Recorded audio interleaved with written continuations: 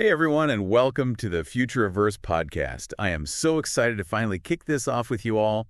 We're diving right in with our very first deep dive, and let me tell you, we're tackling a pretty big one right out the gate. Yeah, no kidding. We're going to be talking about the future of Earth. That's right, the future of our planet, what's going on right now, where things might be headed, and what we can all do about it, right? You got it. And we got some really interesting stuff to work with today from Earth.org and even Astronomy Magazine.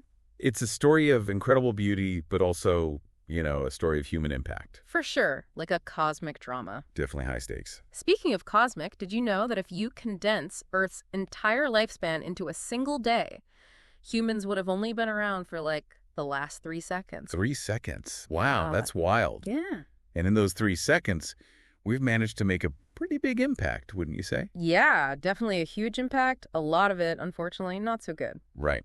But to start with the big picture, Earth isn't going to be around forever. Okay, so you're talking like way, way out there into the future. Yeah, like way out there. Let's Astronomy Magazine actually goes into some pretty intense threats to the planet, like asteroids, supernovas, and even our own sun eventually. Like it's going to evolve and change, and that's going to be a problem. Okay, so we've got this kind of like distant cosmic doom hanging over our heads. Right. But I think a lot of people listening are probably more concerned about the problems we're facing right now, right? Like the stuff that's happening today. Yeah, for sure. You're right. That feels a little more pressing. Yeah, and a lot of that is coming from us. From humans. Yeah, like stuff we're doing. Earth.org actually has this whole list of the 15 biggest environmental problems facing us right now as we speak. Oh yeah, I saw that list. It's not exactly light reading. It's a little heavy. It's a little heavy. And right at the top, of course, is climate change. I mean, and for good reason, right? Earth.org reported that 2024 was officially the hottest year on record, exceeding pre-industrial levels by over 1.5 degrees Celsius. It's a lot. Yeah, it's pretty directly tied to, our dependence on fossil fuels. It's like the big problem. Right. Earth.org was actually calling it an economic market failure. Wait, what do they mean by that? Economic market failure. Like, I get that we're burning too many fossil fuels, but what does the market have to do with it? Well, it's like, think of it this way. The price we pay for gas, for instance, doesn't actually reflect the damage it does to the environment, right? It's like we're getting this, discount on a product that's slowly destroying our house. Okay, that makes sense. And the thing is, Earth.org says, even if we could magically stop all emissions today, or like right now, snap our fingers and it's done, the planet would keep warming anyway. Yeah. Like we've already set this thing in motion. Yeah, exactly. And that leads to a whole cascade of other consequences. Right. Sure. And it's not just about some distant future, like those asteroids you were talking about. These are things that are affecting people now. Yeah, like what are some of the things that people listening are probably dealing with in their own lives? Well, think about food. It's easy to take it for granted, right? Totally. But Earth.org talks about how things like soil degradation, water shortages, and unsustainable farming practices are putting a real strain on the food supply. And with the population growing, that's only going to get worse. Right, exactly. Modern farming has stripped away a lot of the essential nutrients from the soil. Earth.org says that we've lost like half of our topsoil in just the last 150 years. And it takes like centuries to get that back. So we're basically depleting our resources without any way to replace them. Yeah, it's not a great situation. Okay, so climate change, food insecurity, what else should we be concerned about? Well, biodiversity loss is a big one. We're losing species at an alarming rate. Yeah, Earth.org mentioned a 68% decline in animal populations since 1970. Like, that's mind-blowing. It's crazy, right? Almost 70% of wildlife gone in just a few decades. And it's not just about the animals, right? No, not at all. We're losing pollinators like bees and butterflies, and that could have a huge impact on our food system, too. It's like a domino effect, isn't it? You knock over one piece and the whole system starts to crumble. Yeah, exactly. And then there's the oceans. Oh, don't even get me started on the oceans. Yeah. I try not to think about it too much. It's just too depressing. But, we have to talk about it. What's happening? What are the chances of, a real ocean crisis, and what can we do? Well, it's already happening, right? We're seeing the effects right now. But the good news is we can do something about it. One thing that people may not be aware of is ocean acidification. Earth.org describes it as this, like, silent killer. As we put more CO2 into the atmosphere, the ocean absorbs it. And that makes the ocean more acidic. And that's a big problem for anything with a shell, which is like the foundation of the whole ocean food chain. Right. Yeah, so it's all connected, right? Climate change makes biodiversity loss worse. Biodiversity loss impacts our food security, and it all ends up affecting the health of the oceans. It's a big mess. So it's this, like, massive, interconnected web of problems. And it's easy to feel totally overwhelmed, right? But I think it's important to remember that we're not completely powerless, right? Right. We can do something. Absolutely. We'll talk about what you can do to actually make a difference right after a quick break. Stay with us. So we were talking about how overwhelming all this can feel, all these, environmental problems. Right. It's a lot. It is. But the good news is that we're not helpless, right? There's actually stuff we can do about it. Okay, so let's get into that. What can we do? Like, what are some actual solutions to turn things around? Well, Earth.org gives us a few ideas, like voting, for instance. That's huge. Yeah, making sure we elect people who, actually care about this stuff. Exactly. But there's the stuff we can do ourselves, too, like in our daily lives. Cutting down our carbon footprint, supporting organizations that are doing good work, embracing sustainable habits. All that adds up. It's like that, was it the butterfly effect? Yeah. From that National Geographic video? Yeah. That small actions can have huge consequences. I love that. Exactly. So it's not just about those individual actions, though, right? We also need to think about big systemic change. Like, we got to get off fossil fuels. Like, that's non-negotiable. I mean, I agree, but that's like a monumental task. It is. How do we even start to make a shift that big? Well, it starts with awareness, with education, making sure people understand the science and, why this is so urgent. We also have to rethink our food systems, like figure out how to do agriculture in a way that's actually sustainable, that actually regenerates the soil instead of depleting it. So you're talking about like a complete overhaul of the way we do energy, the way we do food. It's massive. Yeah, it is massive. But it's also about like a mindset shift, Like we have to remember that we're not separate from nature. We're part of it. Like our well-being is tied directly to the health of the planet. It's interesting you say that a lot of indigenous cultures have always had that understanding, right? Like living in harmony with nature, respecting its limits. Yeah, absolutely. There's so much we can learn from traditional ecological knowledge. It's like somewhere along the way, we lost touch with something really important. It makes you wonder, like, what's it going to take for us to get back to that? To, like, really shift our values and our behavior? It's a big question. I think awareness is a big part of it, right? Understanding how interconnected everything is, how our actions have consequences for the whole planet, not just ourselves. And that goes back to education, making sure people have the knowledge to make informed choices. For sure. And it's not just about understanding the problems, but also about understanding the solutions, like renewable energy, sustainable agriculture, all these cool, innovative ideas that are out there. Right, because there are solutions. Right? We have the technology, the creativity, the ingenuity. Yeah. We just need to, like, put it to action. We absolutely do. And it takes a collective effort. Like, it's got to be everybody. It's got to be governments, businesses, individuals, all working together.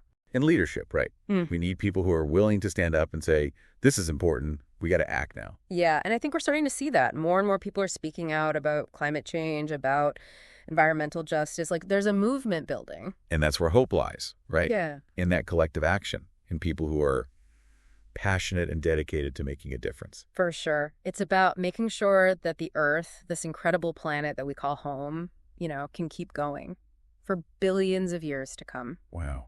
So I'm curious, what does a thriving future for Earth actually look like to you? That's a good question. For me, I think it's about those simple joys, like breathing clean air, swimming in a clean ocean, seeing kids grow up in a world where nature is healthy and vibrant. I love that. What about you? What does it look like for you? I think for me, it's also about connection. Okay. Like connection to nature and connection to each other. Yeah. Building communities that are resilient and compassionate and supportive. That's what I hope for. I love that. It's like sustainability isn't just about technology and policy. It's about creating a world where we can all thrive as individuals and as a community. Exactly. And that's a world worth fighting for. Talking about all this, it reminds me of that thing from the National Geographic video about how every action, even the smallest ones, can create a ripple effect. Oh, yeah. Like that butterfly flapping its wings and causing a typhoon halfway around the world. Yeah, it's a powerful image. And it reminds us that we're not powerless. Like, we can all make a difference. Absolutely. So what does all this mean for our listener, for the person tuning in, wanting to learn about the future of Earth? Oh, I hope they come away feeling empowered, not overwhelmed, like inspired to take action. Because it's easy to get bogged down in all the doom and gloom, but every little thing we do, it matters. Yeah, it's about remembering that we're not alone in this, right? Like, there's a whole community of people working towards a better future. Exactly. And we can all be part of that.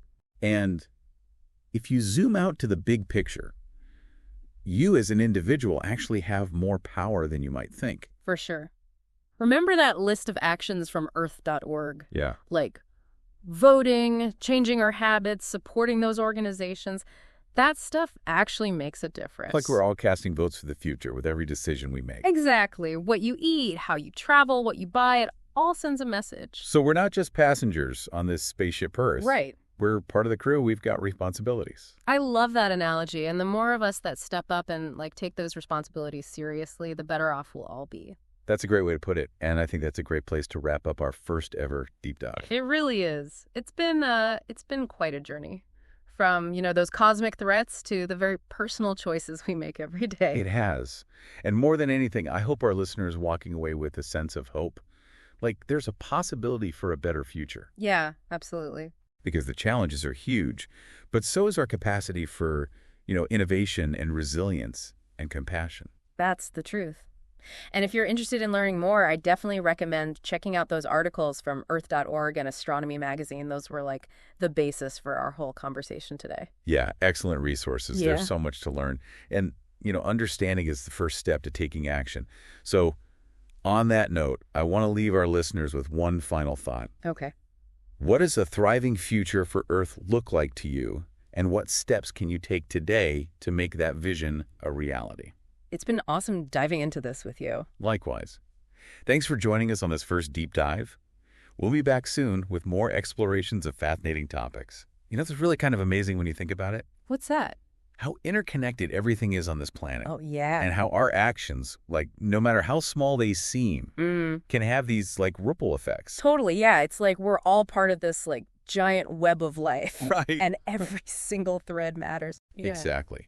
But I think a lot of people get discouraged because they feel like, what can I actually do? Right. Like, my little actions aren't going to make a difference? Yeah. I get that. It's easy to feel that way. It is, but remember what we were talking about earlier with, the economic market failure? Oh, yeah. Like when you choose to buy, sustainably sourced products or you reduce your consumption, you're actually sending a message. To who? To businesses, to policymakers. Interesting. Like you're showing them that there's a demand for change. It's like we're voting with our wallets, with our lifestyles. Exactly. Exactly. And those votes add up and they can shift the balance of power and, hopefully drive the kind of change that we need. So even though it can feel really daunting, we do have the power to shape the future. We really do. That's pretty cool. It is. And it starts with, taking responsibility for our own actions and just making, conscious choices. Yeah, being mindful. Yeah. Absolutely. I think that's a great takeaway for our listeners, Yeah. It's not about being perfect. It's just about making an effort. It's about progress, not perfection. Exactly. Yeah, and doing what we can, every step we take towards a more sustainable future, no matter how small, it's a step in the right direction. And I think it's important to remember, too, that there's already so much good work being done out there. Oh, for sure. There's so many inspiring people, organizations. Yeah, tons of them. Who are dedicated to, protecting the planet. Absolutely. And there are so many ways to get involved. Like what? You can volunteer your time, you can donate to a cause that you care about, or, even just spread awareness. Right. Talk to people about it, Get the conversation going. Exactly. It's about finding what resonates with you and using your own unique skills and passions to make a difference. Yeah, absolutely. And, it's not just about saving the planet. It's about creating a better world for ourselves and for future generations. That's a great point. Yeah. Yeah, it's about making sure that everybody has access to clean air, clean water, food, that we're living in a world where nature can actually thrive. It's about building a future where humanity and nature can coexist. In harmony, yeah. I love that. That's beautiful. Yeah, it's a vision worth working towards. Definitely. So where do we go from here? What can our listeners do, right now, today, to start making a difference?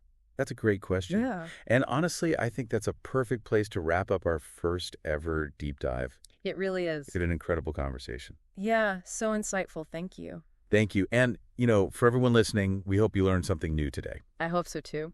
and that you're feeling, maybe a little bit more hopeful, a little bit more empowered to take action. That's what it's all about. Because like we've been saying, the future is in our hands. Yeah, it really is. So let's make it a good one. Absolutely. Let's do it. Thanks for joining us on this first deep dive into the future of Earth. It was a pleasure being here. We'll be back soon with more explorations of fascinating topics. Until then, take care.